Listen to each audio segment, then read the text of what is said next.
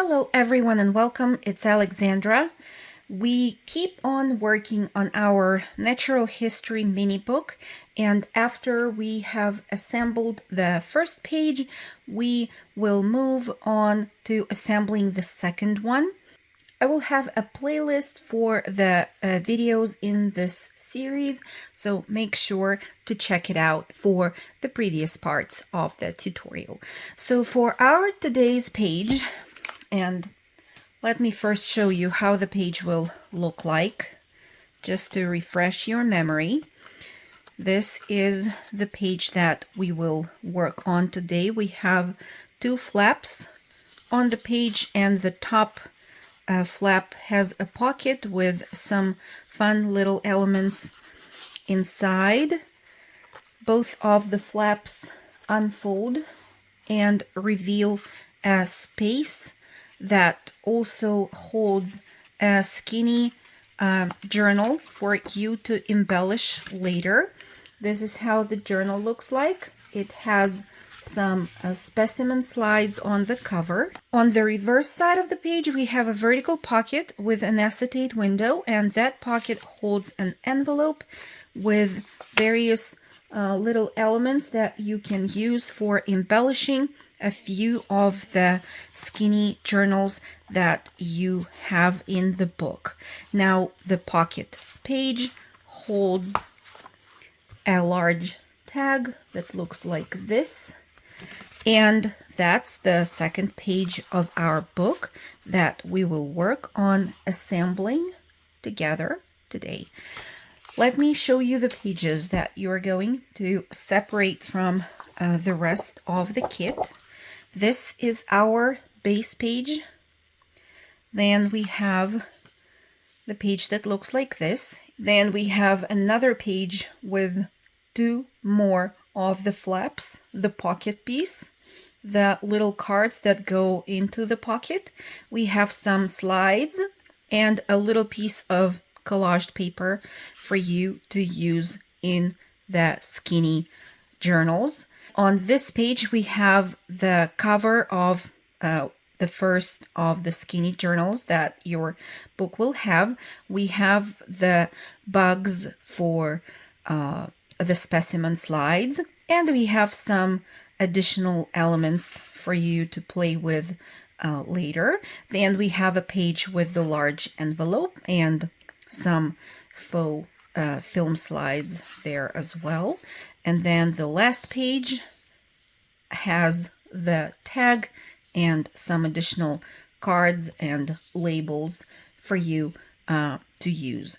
So let's begin with the base page, and we are going to use almost the same tools as in the previous part of the tutorial. We are going to add a few, but you don't have to use the same tools. You can cut everything by hand as well. I will talk about it later when we get to that part of the tutorial. So for now, let's just cut out the base page and keep on working from there.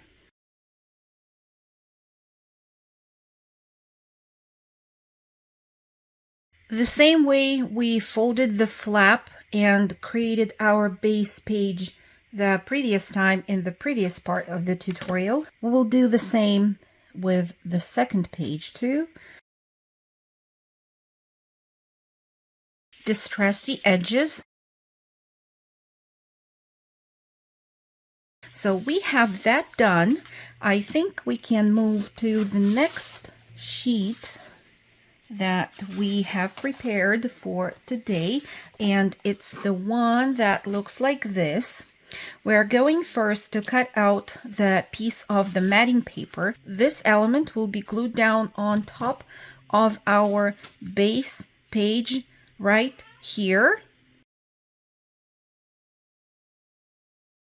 Don't forget to distress the edges of this paper piece. Do not glue it down to your base page yet, and you will see that it is slightly smaller than the paper layer that you have underneath. So that's how it is supposed to be.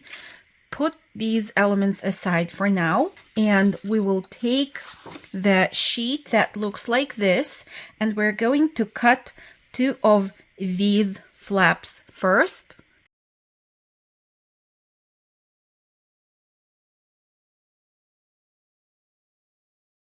This is how the flaps will look like. You will need to use your scissors and trim the corners of the flaps like so. Now, on purpose, I'm still not rounding the corners of the flaps. We are also going to need a piece that looks like this for creating a pocket on the flap. So that's something that I am going to do next. I will again use my ruler and a craft knife for cutting out this element. And similar to how I did not round the corners on the previous paper pieces, I am not going to round the corners on this element as well. We are going to use this piece for creating the pocket on the flap. And this is the stage when we are also going to use our scoreboards. On each one of these 2 flaps, we are going to create a thin gusset that will allow us later to put the journal between the flaps on the page. So the gussets here are 1/8 of an inch wide, and we are going to create them now. So I will just choose a place on the scoreboard. Let's say that I will choose this line that goes down from the number 4, and I will make sure that I put my paper piece on top of the scoreboard so that this white line matches exactly with the groove that goes down from the number 4, and I'm going to score along that line like so. Then, without moving the paper piece, I'm going to create another score line at 4 1/8. Then do the same on the second flap, lining the white line with the groove that goes down from the number 4, scoring, and then scoring again along the next groove at 4 1/8. Let's fold along the score lines that we have created, and I need to fold the same way the flap that will go at the top. Now we can go ahead and use our distress ink.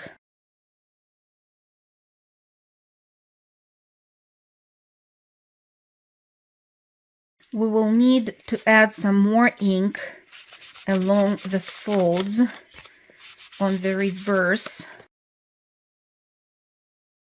Now we will get back to the paper which had the vertical pocket and the discs for the string closure. I will cut out the pocket first.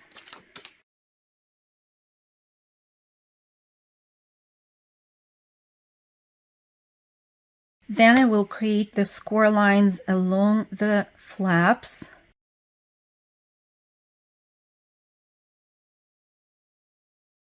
Distress the edges of the pocket because now it is still quite sturdy and we can easily do it.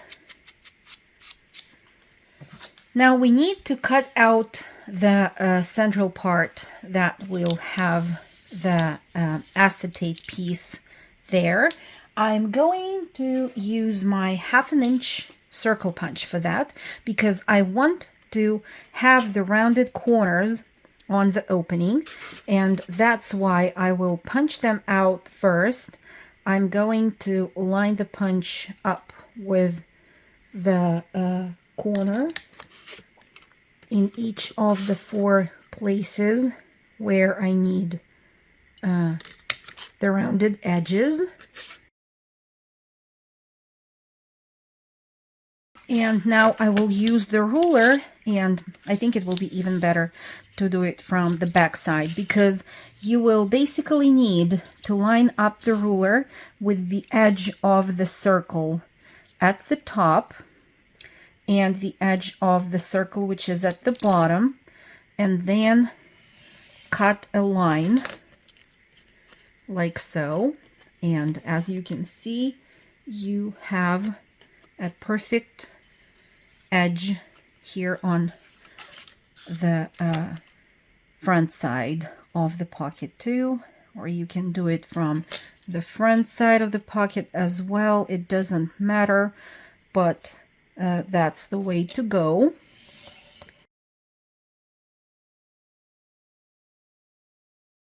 Gently distress the edges of the opening and put this piece aside for now, because what we need are the discs. For punching them out, you are going to need a 3/4 inch circle punch, and I'm going to punch right now only 2 of them. 1 and 2. Okay.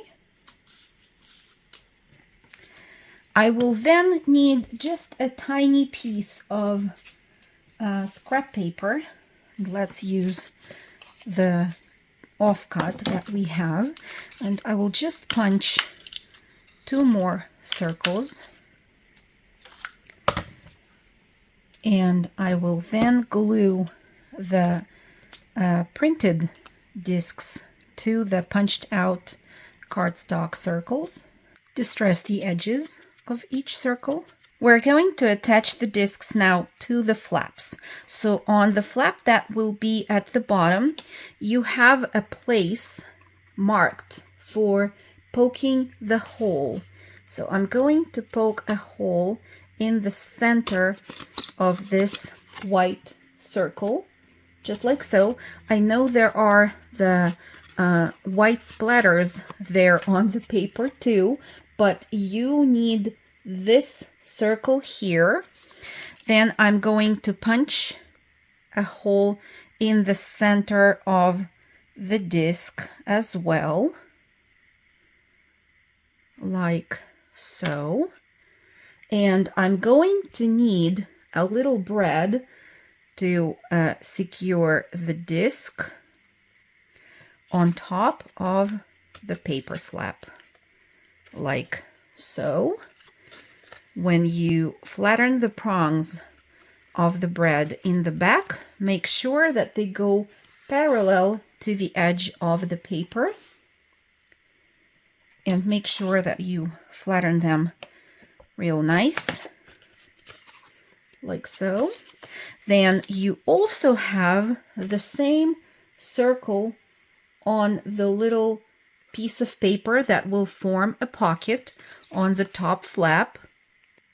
You are going to poke a hole in the center of that circle and in the center of your second disc,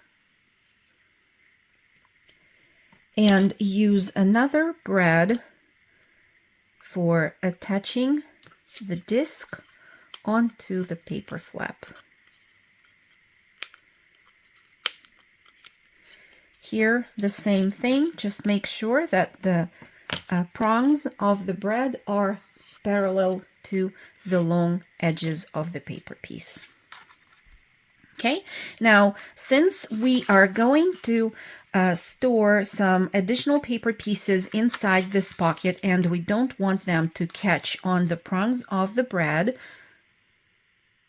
I'm going to use a little piece of clear tape and cover the brad from the back of the paper piece like so.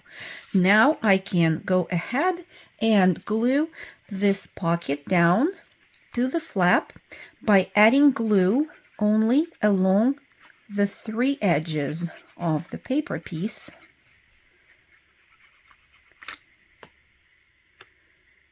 And then gluing the paper piece on top of the flap like so.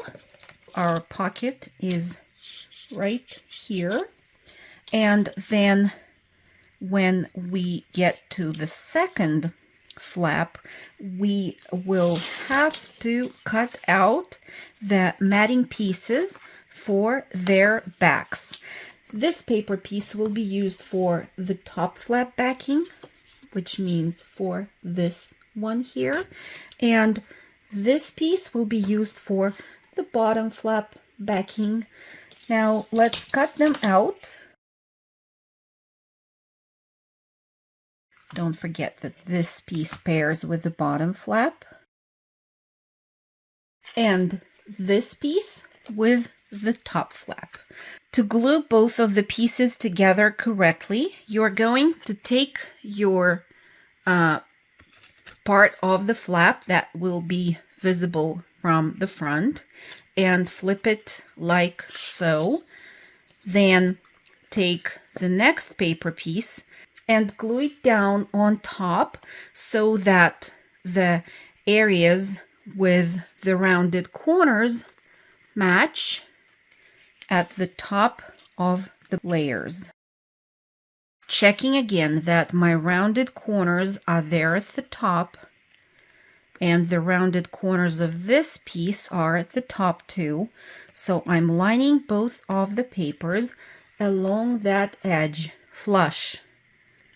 Okay, if that paper edge will be flush, then the sides will match on their own. This is how it should look like. Then I will take my corner rounder, or you can do it by hand and just round the corners. But I'm going to use my corner rounder, the side which is 1/2 inch, and just round the corners like so. Okay, this is our first flap. Don't forget to distress the edges. The same way I'm going to prepare the second flap.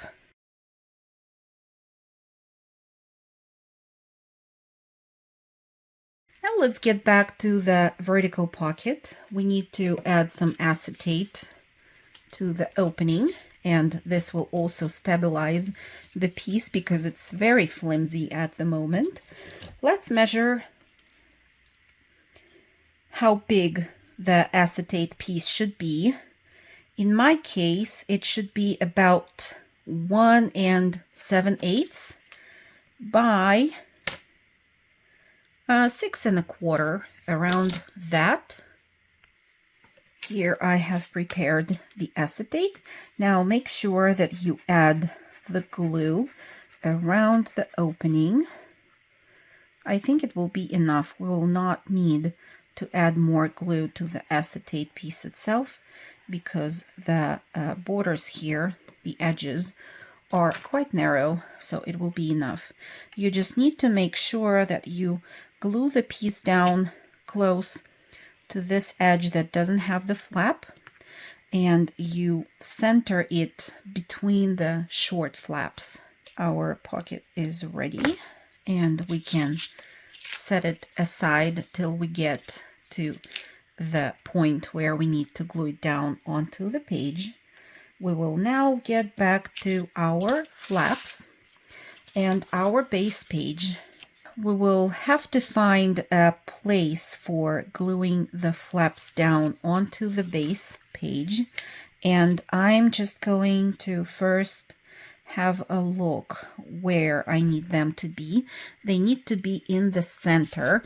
I will put the flap first on top of my base page and mark with a pencil lightly next to the edges, just like so. And now I can glue the flap down.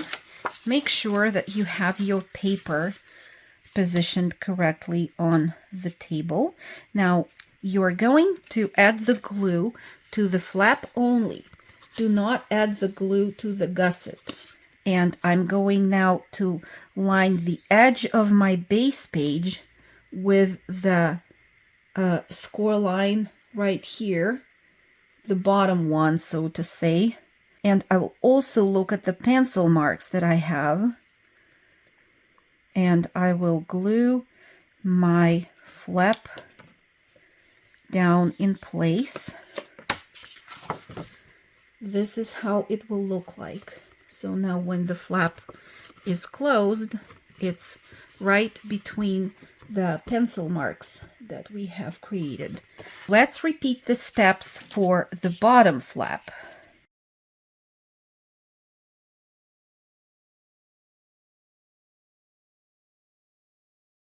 After we glue the flaps down onto the base page, we can take our matting paper piece and glue it down on top. Make sure that you center it on top of the base page, because you remember I told you it's a little bit smaller than the paper layer underneath. And this is how it will look like once folded. The pocket will be glued down along this edge of the base page. We can already go ahead and do that. So I will unfold my base page. I like to have it completely flat. I think that it will be better to glue it down about 1/16 of an inch, or maybe even less, away from the edge of the base page. I don't even know if you will be able to see that on video, but I don't glue it flush with the edge of the paper along this side. And now I can apply the glue to the little flaps. This is how our second base page will look like. Let's work on the large tag next, because it's pretty easy.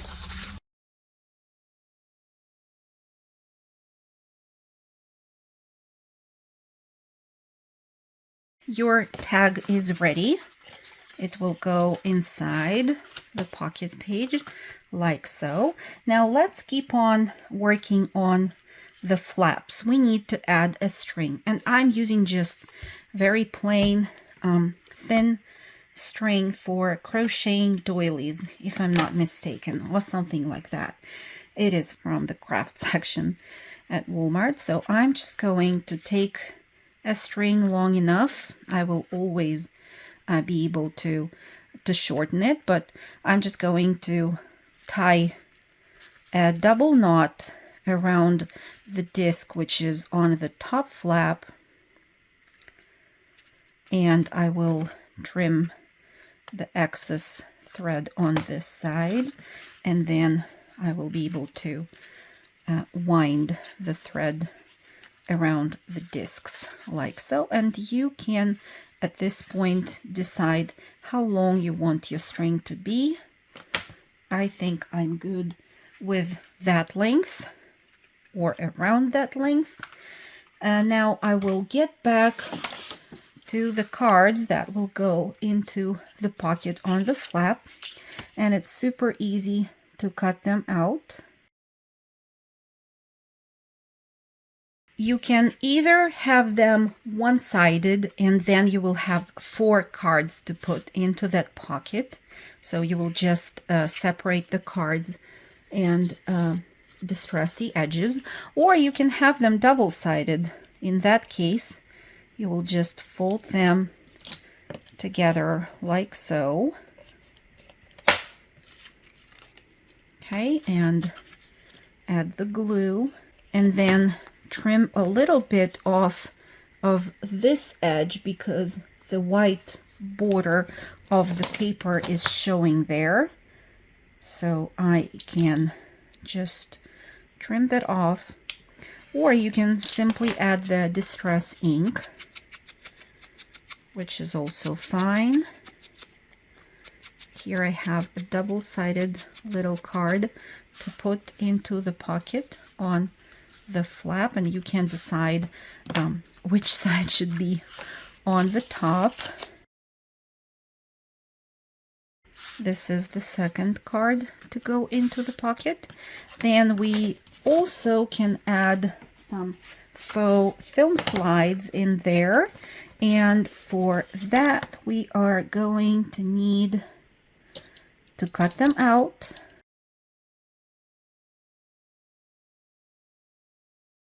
Here we have two cute slides that can be added to that pocket. I like the pop of black color in there. And you will have two more slides that you can use either on another page in this project or even in another project of yours. But there you have them, and that piece of paper you can just use for embellishing one of the skinny journals in the Natural History mini book. For now, I think I'm going to put the slides into that pocket as well. Now I will create the envelope. I will just cut around its edges and fold it the usual way. I think I will speed it up on the video.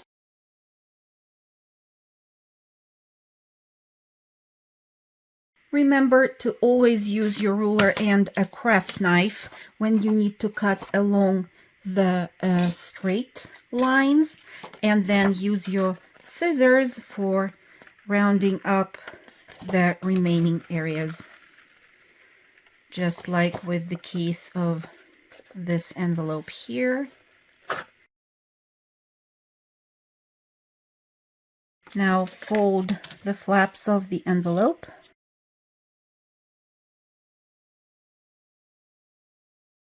And then you will be able to distress the edges of the envelope in the center where you couldn't reach before.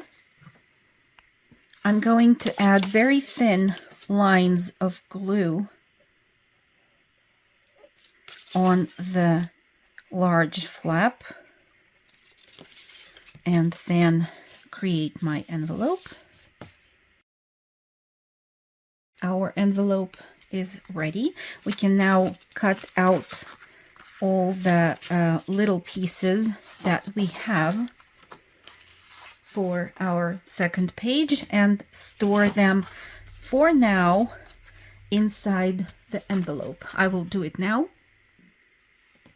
I left some of the faux film slides empty on purpose so that you could maybe glue an image of your own in there, or use your stamps on that empty area. Anyway, I hope you will have fun with these. So I have cut out some of those elements for now, and I will store them in the envelope till their time comes to be used.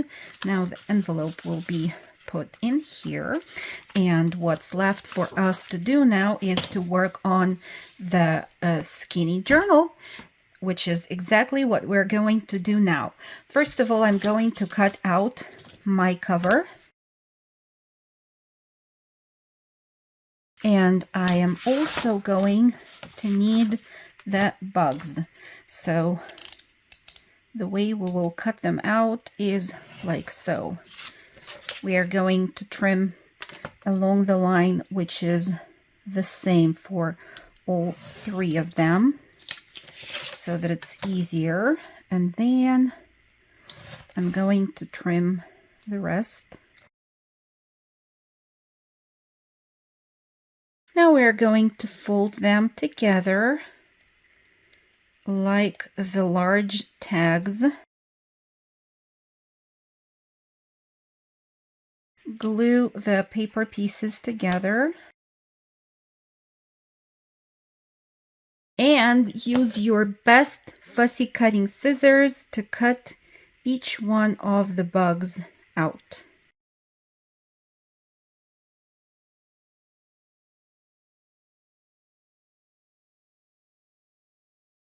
Distress the edges of those paper pieces with the bugs on both sides and move them away for now. We'll get back to our cover here. We need to trim the corners of the flap and fold along the white line there.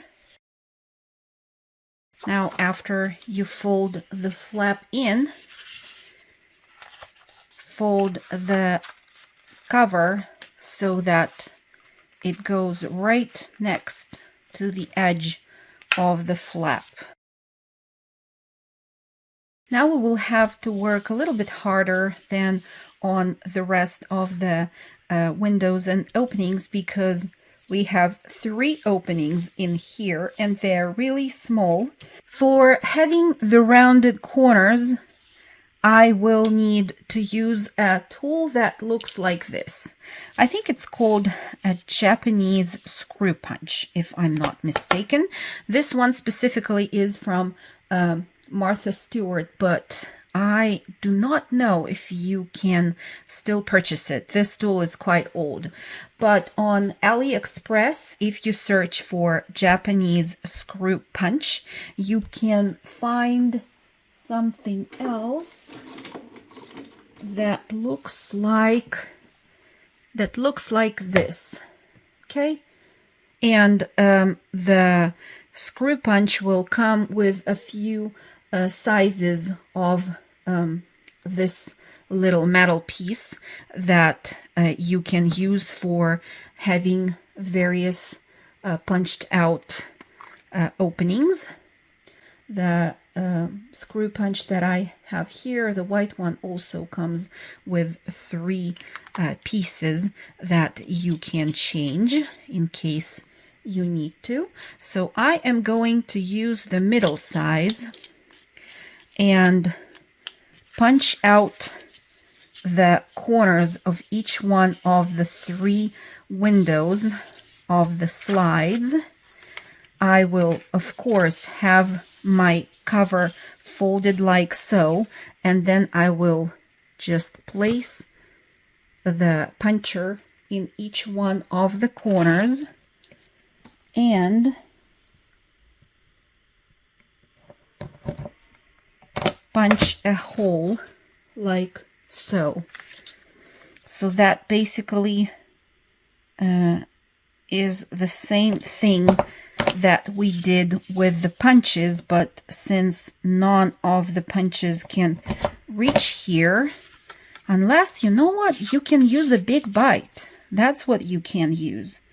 Yeah, I didn't think about that because I don't use my big bite often, but you can by all means go ahead and do that. I think it will reach for sure, but it will be a little bit hard to line everything up since you will have to look maybe from the side under your big bite jaws, but still it's possible to use that. So after I punched in 4 corners of my first slide, I'm going to cut out the opening from one punched hole to another, like that. And since the page is mirrored, it will simultaneously create an opening in the slide on the reverse. So I will do the same for the remaining 2 slides and get back to you. If you don't have the screw punch, if you don't have the big bite, you will just need to cut out the openings and have straight corners there. No problem. You can also do that. I have cut out the openings, and now for distressing the edges inside the openings, I use my tiniest of the distress tools that I have. I think I got it in Hobby Lobby. we are going to add the acetate now to each one of the sides of our cover. I think we are going to need, okay, so first of all, of course, we needed to cover all of the slides at once. I think it will be nice, right? So that we don't work hard. Okay, so that's the area that we need to cover. And if we measure it, well, it will roughly be about 2 1/4 by, well, let's say 4 1/4. Okay, let's prepare the pieces of acetate. We will need 2. I have prepared my pieces, so I'm just going to add the glue first around the openings of each one of the little windows, and then around the edges of the rectangular piece of acetate. And I will glue it down on top so that it covers the openings of the slides. And then I will do the same on the opposite side. Here we go. This is how it is going to look like once we assemble everything. Let's make sure that we don't have any glue that we need to wipe away on the inside, at least, because once we glue everything down, we will not be able to get back to it. All of our little bugs will be glued down in the middle of our slides, and you can position them any way you want. Just make sure that they're visible in the openings. And to keep them in place, I suggest, actually, since this will be the inside of the cover and this will be the front, so I suggest to glue the bugs down with a tiny dot of glue that will be clear once dry. So just glue them down to the acetate first. A tiny, tiny dot of glue should be enough. Okay. And like that, only on one side. Let's put this bug facing the other way. Okay. Now we need to add the glue to the paper area all around the acetate, and maybe also around the edges like so, just to make sure that over time the bugs do not sink from the top opening to the bottom. And now we can glue down the 2 halves of our cover.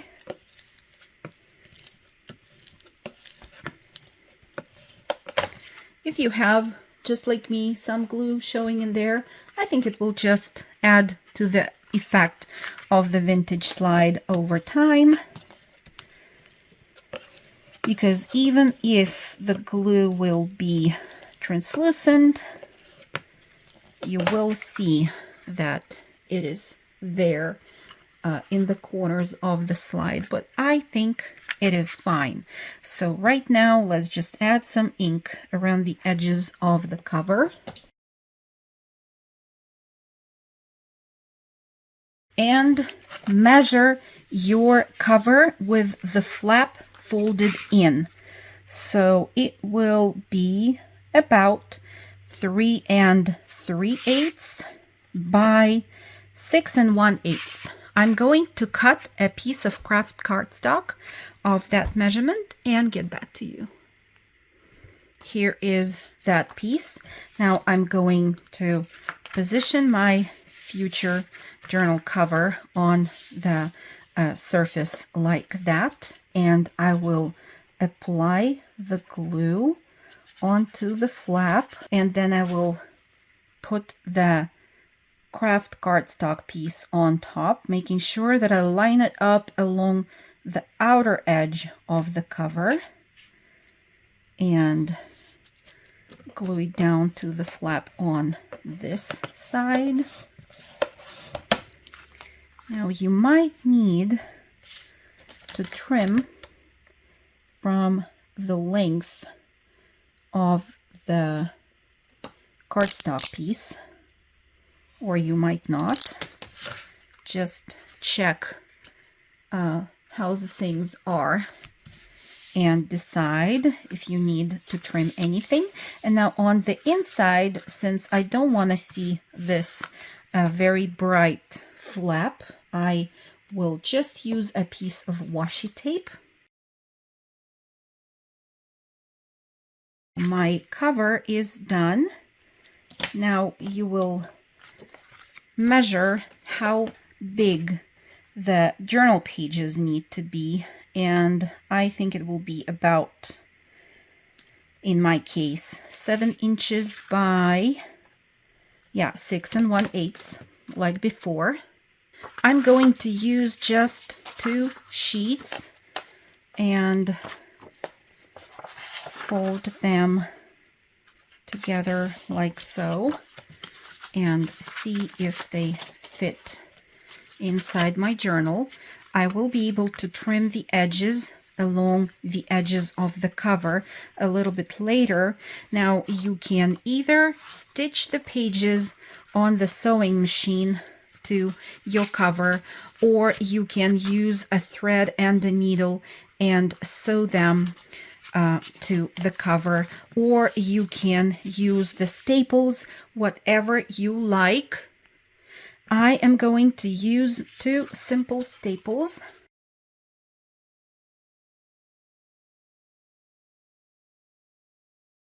Okay, now I will trim the excess of the pages that I don't need. I can also distress the edges of the pages. This little journal will go behind the flaps on the second page. Don't forget to cut out the rest of the elements that you will have from the pages that we worked with. The postage stamp I cut out with the help of the decorative edge scissors, and it looks very cute, just like real. Of course, do not use the stamp for mailing your envelopes in the real mail. Let's have a look now at our first page and the second page. This is how the reverse sides look like. We already have 2. Yay, 3 more to go. And here I want, first of all, to thank you for joining me today and for crafting along with this digital kit, and with me, of course. And I also want to mention that the third part of the video tutorial will probably be out either late on Sunday or already on Monday. I'm still not sure. I will not have a chance to film tomorrow, so please bear with me. As usual, please ask your questions in the comments section below, and I will be very thankful if you like this video and consider subscribing to my channel. Thank you so much, and talk to you soon. Bye!